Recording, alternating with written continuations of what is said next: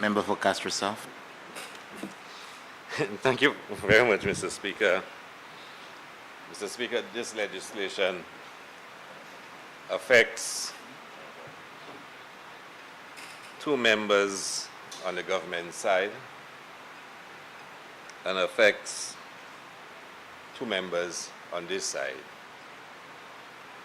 The member for Castries East is not present. I would have loved to hear from the members on the government side some of the concerns and responses to the comments made by the member from Beaufort South, but I don't seem to see any inclination to speak on this bill. But of course, this bill would affect Castries South. And Mr. Speaker, member from Babudo, again, I'm not a lawyer, Mr. Speaker, so I read the bill and my mind functions like a layman, and the concepts that come in my head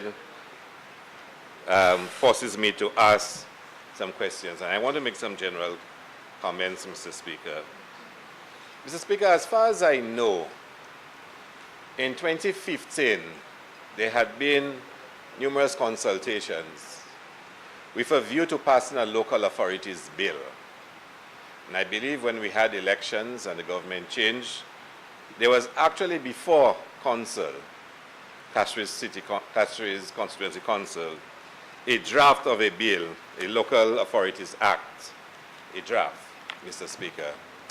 I am not sure why the process which followed abandoned this document and instead proceeded with the product that we have before us today, with a Castries Constituency Council Act or bill.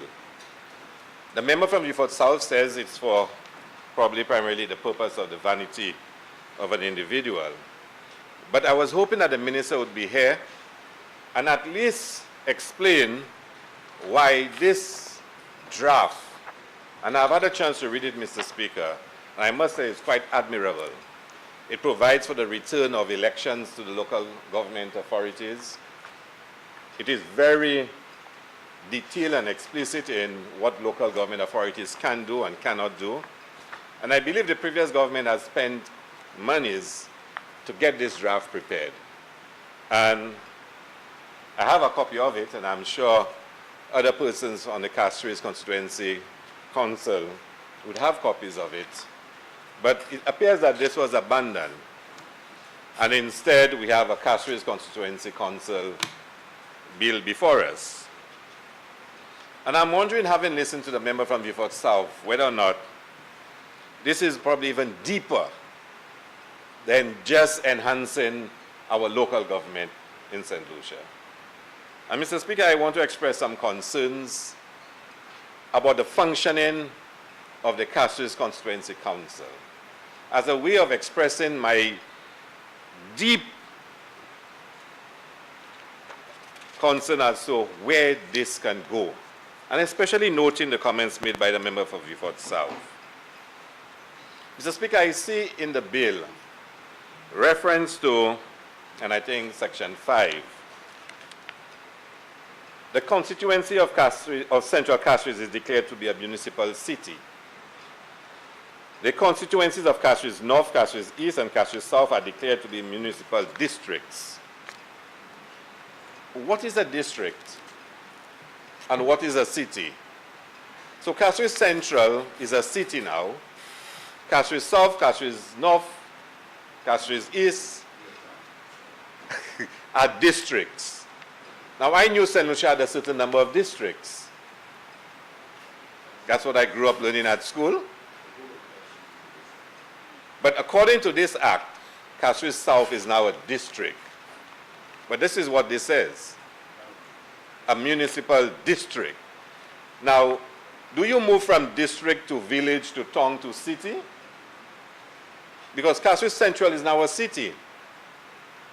Castries South is a district. I am going to go tonight in Castries South once this is passed, and I will boast that we're now a district. We stand on our own. We are a district. And we just like Well, I don't even know if I could say we're just like Grosley, because Grosley is a town. So do you move? How do you move? How do you get that designation, Mr. Speaker? I'm really lost by it. And I wish the minister was here, or certainly the member for Castries South can explain to me what's the difference between a city, a municipal city, and a municipal district. So is a municipal district the same as the districts we knew growing up that St. Lucia had a number of districts? Now, Mr. Speaker, on the lighter side, if you look at the bill, and listen to this, Mr. Speaker, it says a police station, and listen to this one, a police station means Castries City Police Station located within the municipality. So when they refer to police station, they talk about the Castries City Police Station. But do you know, according to this bill, that the Castries City Police Station is not in Castries City? Because Castries City now is Central Castries.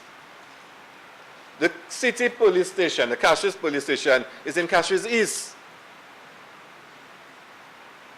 I hope they realize that. So when they speak of Castries City Police Station, that police station is actually not in Castries City. And Castries City now is probably the only city in the world that does not have a police station. Because I don't know of any police station in Castries Central. So we have a bill that speaks of a Castries City Police Station, which is not in Castries City. And we have a Castries City that doesn't have a police station. So what's a city? And what's a district? I wish somebody would explain that to me. And like I said, I'm not a lawyer, Mr. Speaker. So when I take those documents, I read them as a layman, trying to understand what sense that makes, Mr. Speaker. The member for Vieux-Fort South raised the issue about the Constituencies Commission, the Boundaries Commission, and the Castries Constituency Council. Now, what I'm trying to understand, Mr. Speaker, if for some reason, and this bill says Castries South, Castries North, Castries East as districts, and Castries Central as a city, if for some realignments, Castries South now becomes Castries Southwest, are we no longer a district? Can somebody explain that to me? And again, I'm saying in my very simple understanding, if Castries Southwest if Castries South becomes Castries Southwest, do we drop out of being a district? I don't know, because this mentions specific areas. Castries South is a district, or do you have to come and amend this and say now Castries Southwest? Now, in this draft I saw for the local authorities bill in 2015 that was being circulated, they actually have some very elegant ways of dealing with those issues. I mean, I don't want to necessarily go through it right now, Mr. Speaker, but I think it is quite elegant in how it is. And if you permit me, I probably would read it to explain to you how it would have dealt with those issues. So, for example, it says, Cabinet may, by order published in the Gazette, declare any area in St. Lucia to be a municipality or a district for the purposes of this Act, and define, alter, restrict, or enlarge the boundaries of such municipality or district. So it actually says how one comes to define an area that is a district or is not a district. I don't know that this Act does that. And like I said, if the Boundaries Commission decides to change the name of Castries East or Castries North, does that mean it falls out? And like I said, in my very simple understanding. Mr. Speaker, I also want to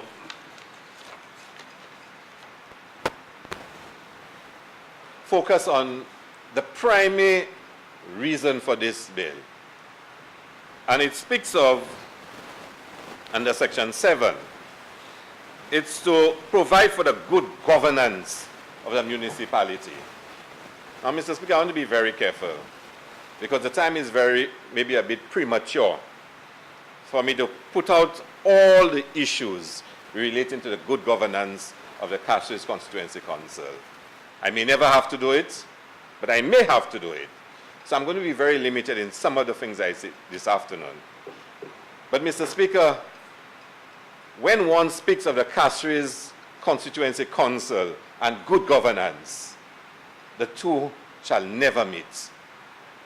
Shall never meet.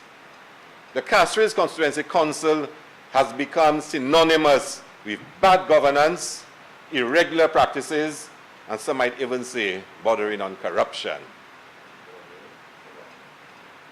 That's what people, the average St. Lucian, has gotten to understand the Castries Constituency Council to be. In fact, Mr. Speaker, there was an audit, there was a public announcement of an audit being done in the Castries Constituency Council. I think it was conducted by a lady, I would like to mention names of persons who are not in the House, but it was undertaken. It has never been made a public document. That was last year. It has never been made a public document.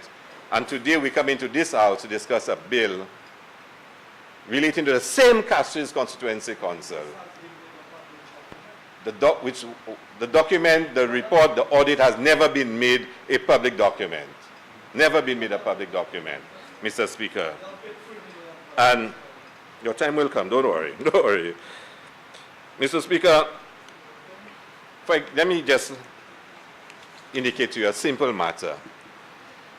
A councillor is, or the mayor is suing one of his councillors for calling him corrupt.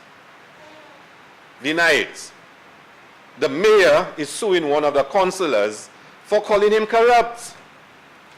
The councillor said the mayor is absolutely corrupt, and he went on, and the mayor has sued him. It's a matter before the courts. Now, how do you have good governance in an entity? And how does this bill deal with matters like that? This is a serious matter. I'm not saying one is right or the other is wrong.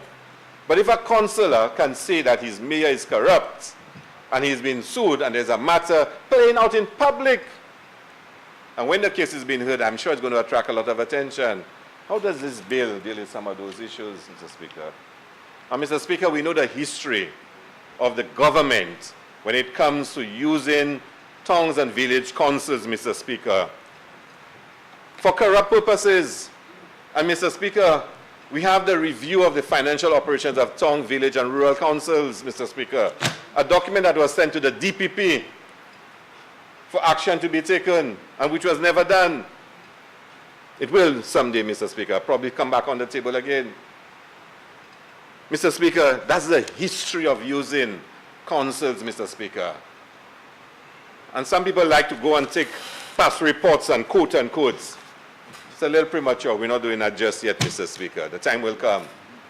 But that's the DNA of this government with towns and village councils. And the Castries Constituency Council is proving to be no different. No different, Mr. Speaker. The way in which the council is managed, Mr. Speaker, leaves a lot to be desired.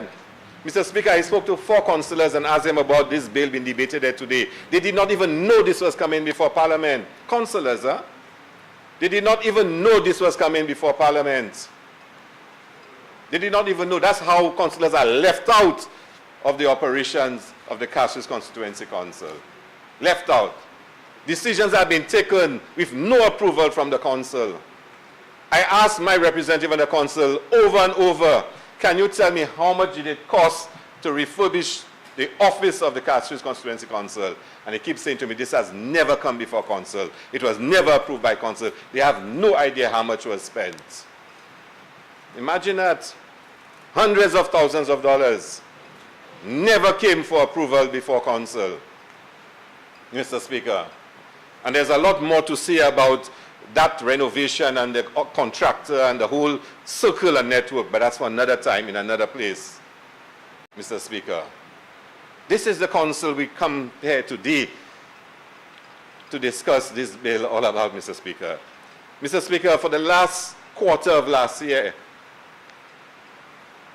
or is it the last 4 months, the council, Mr. Speaker, lost over $1.3 million, Mr. Speaker, between September and December. Lost over $1.3 million. The council is expected to lose many more millions of dollars this year, well, from 2019, April 2019. This is the council, huh? And if I had time, I'd calculate the figures. Probably would lose $3 or $4 million in the coming financial year. In the last 4 months of last year alone, council lost $1.4 million, Mr. Speaker. Mr. Speaker, in 2017, council got about over $300,000 for National Day. Over $300,000 for National Day. Last year, they got about $18,000. And I asked, where did the money go? Because I heard the Taiwanese was contributing to National Day celebrations in the city, and a grant was being given. But somewhere along the line, the grant got choked.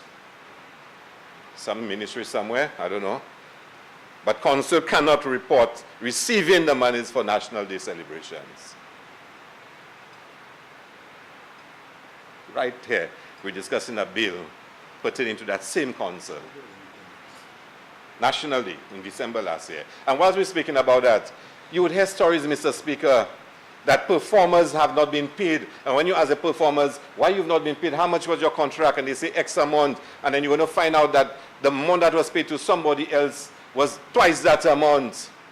No systems, no checks and balances for the management of the affairs of the council. And I'm not giving specifics, Mr. Speaker. I'm not giving specifics. But you get the point I'm making, Mr. Speaker. It gets interesting, Mr. Speaker.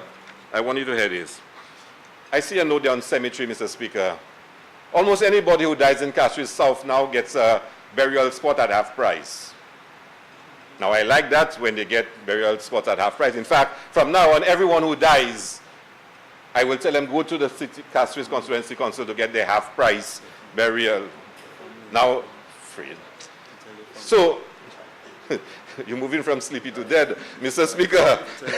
Mr. Speaker, it's a good thing persons who are suffering and cannot afford getting discounts.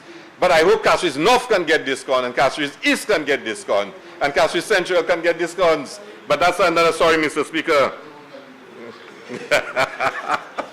Mr. Speaker, you hear stories, Mr. Speaker, of a trip to Trinidad that costed, Mr. Speaker, about $50,000. A mayor's trip to Trinidad that cost about $50,000. A trip to Trinidad, Mr. Speaker. Not even the Prime Minister travel bills are that high. They higher? Mr. Speaker. Here's an interesting one, Mr. Speaker. Here's an interesting one. Mr. Speaker, National Day, there was a National Day Planning Committee for National Day celebrations. Do you know, between the members on the planning committee and so-called consultants, $100,000 was paid? $100,000 paid in stipend to consultants and members of the planning committee for National Day last year, Mr. Speaker. And we asked to discuss a bill empowering the mayor and empowering the Castries Constituency Council, Mr. Speaker. Here's the one I like the most, Mr. Speaker.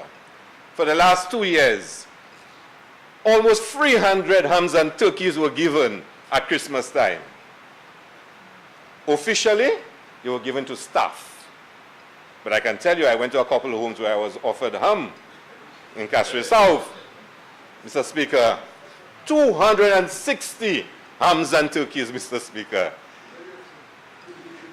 Can you imagine that, Mr. Speaker? I tell you, moving from sleepy to dead. So, Mr. Speaker, there were community outreach expenses, significant amounts of money. And the explanation given is that people did beautification on their own around their home, so they had to give them payment for it. I can read it for you, Mr. Speaker. Persons did work, and then council is paying them to do it on their own. On their own, not official programs, Mr. Speaker. And we are here today, Mr. Speaker. Mr. Speaker, it goes on and on. And like I said, today is not the day to go into too much detail, Mr. Speaker. Mr. Speaker,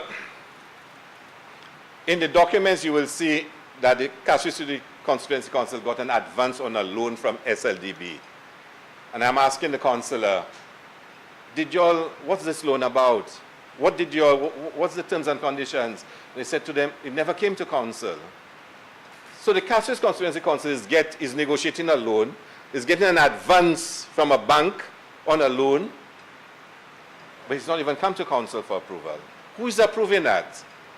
Who is approving it, Mr. Speaker? When in 2016, this council took over, Mr. Speaker, there was almost $5 million in saving deposits. There's just about $2 million now, Mr. Speaker. Just about $2 million. In just about 3 years. Savings completely been depleted. And we are asked to come and empower the same persons, Mr. Speaker. Mr. Speaker, I know when a member from Viewfort South spoke of litigation, there's a very ticklish matter. It's ticklish, Mr. Speaker, because employees of the City Council were fired by someone now who is a minister in this present government. At least if he didn't fire them, he gave instructions. And those employees sued the Castries Constituency Council. We fired them. He's your economic advisor now. And he was once described as a bush doctor by somebody else, but I won't go there. Mr. Speaker, there is a judgment of about $2.8 million, which is under appeal. But yet instructions were given to pay out the money to the individuals. So there is an appeal that I believe it has been filed. And again, the minister can clarify whether the appeal has been filed. But when I asked the councillor, I thought you said this has been appealed. He said, well, yeah, but there are also instructions to pay off the people. Now, remember who they were. They were closely associated with a member of the House here because they're from Castries North, largely. Yeah, yeah. So, Mr. Speaker, yeah. No, I mean, they were fired because supposedly the person then was no longer, you know, the government had changed and they felt they should change the individuals, the way it was done rightfully. Somebody has to be held accountable and the workers have rights, so an award was made in their favor. But Mr. Speaker, I am very uncomfortable, very, very uncomfortable with this bill. It empowers, it strengthens the Castries Constituency Council, which from all accounts for the last 2.5 years, and there are members on the other side. I don't expect them to say anything because you understand collective responsibility and respect whatnot. But they know deep down inside, they're very uncomfortable with what's happening. I mean, there was a particular councillor who a member on the other side did not nominate to be a councillor again. And that person has now been given a job at the Castries City Council. In fact, I saw him recently in Lakudoy in Cicero at a wake with the mayor. Mr. Speaker, Mr. Speaker, Mr. Speaker, this is a very serious matter, a very serious matter. The functioning of the Castries Constituency Council requires some serious attention. And like I said, today is not the day for all the details to come out. It may be necessary to put out all the details. It may not be necessary. But for today, Mr. Speaker, I have to join my colleague from Beaufort South to say there must be a serious reconsideration of this bill. Thank you very much.